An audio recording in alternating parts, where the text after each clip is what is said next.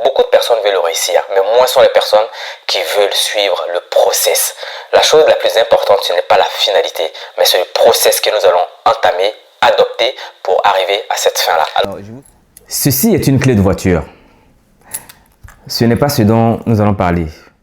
Bonjour à tous et bienvenue dans cette nouvelle vidéo. L'objectif de la vidéo, c'est de parler de la discipline. Pourquoi est-ce que vous entreprenez des choses qui ne réussissent pas? Pourquoi vous avez des idées, mais en même temps vous en avez 10 autres, mais qui ne sont jamais lancées? Pourquoi est-ce que vous commencez quelque chose, mais finalement vous n'allez pas jusqu'au bout? C'est de la discipline qui fait ça. Pour ceux qui aiment ce que je fais, je vous demande de vous abonner et d'activer la cloche de notification pour recevoir mes prochaines vidéos. Vous savez, je pense qu'on est tous ambitieux d'une façon ou d'une autre, mais on n'a pas la même discipline. La discipline est la mère de la réussite. Peu importe ce que vous faites, lorsque vous n'avez pas une discipline là-dedans, vous n'allez pas réussir. Regardez par exemple les élèves qui sont en classe d'examen et qui révisent durant toute l'année. Lorsque les examens approchent, c'est eux qui révisent le moins. Contrairement à d'autres qui vont se dire, durant les 3 derniers mois de préparation d'examen, c'est là qu'ils vont commencer à réviser. Alors, je ne suis pas en train de dire que ceux qui vont réviser à l'approche de l'examen ne vont pas réussir, loin de là.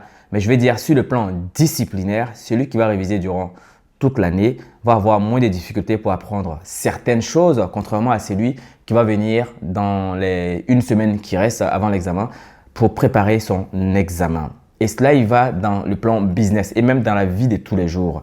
Lorsque vous avez des choses à faire, il faut avoir une forme de discipline et une régularité. Il est mieux de se concentrer sur une chose et de répéter plusieurs fois cette chose-là que de faire 10 choses à la fois et de ne pas avoir des séquences de répétition parce que forcément, il n'y aura pas de discipline qui iront avec. Alors, moi, ce que j'aimerais vous dire, ceci, il faut que cette année soit une année de discipline, une année où nous allons prendre un engagement à la fois, s'assurer que nous avons eu la discipline qu'il faut pour asseoir cet engagement-là avant de passer à une seconde chose. Sinon, vous allez avoir 10 000 choses qui ne seront pas finies et en fin d'année, vous allez vous demander, mais finalement, qu'est-ce que j'ai fait durant cette année?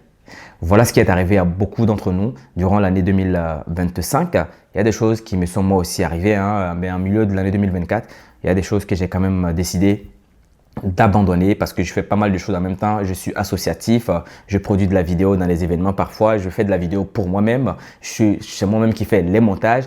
Voilà, ça fait beaucoup de choses et j'ai fait des interventions souvent dans des universités, dans des écoles et dans des institutions. Donc, coupler tout ça, ça fait beaucoup de choses à faire. Alors, il faut avoir une réelle discipline. Mais ce sont des choses que j'arrive à faire et à honorer. Alors, je vous souhaite aussi d'être discipliné, de réellement prendre des engagements, de tenir à ces engagements-là. Car n'oubliez pas, un homme avec grand H se distingue par sa parole donnée. Lorsque vous dites des choses aux gens et que vous ne le faites pas, vous ne serez pas pris au sérieux. L'une des choses les plus importantes que l'être humain puisse vendre, ça s'appelle l'éthos. L'éthos, c'est l'image que tu vends.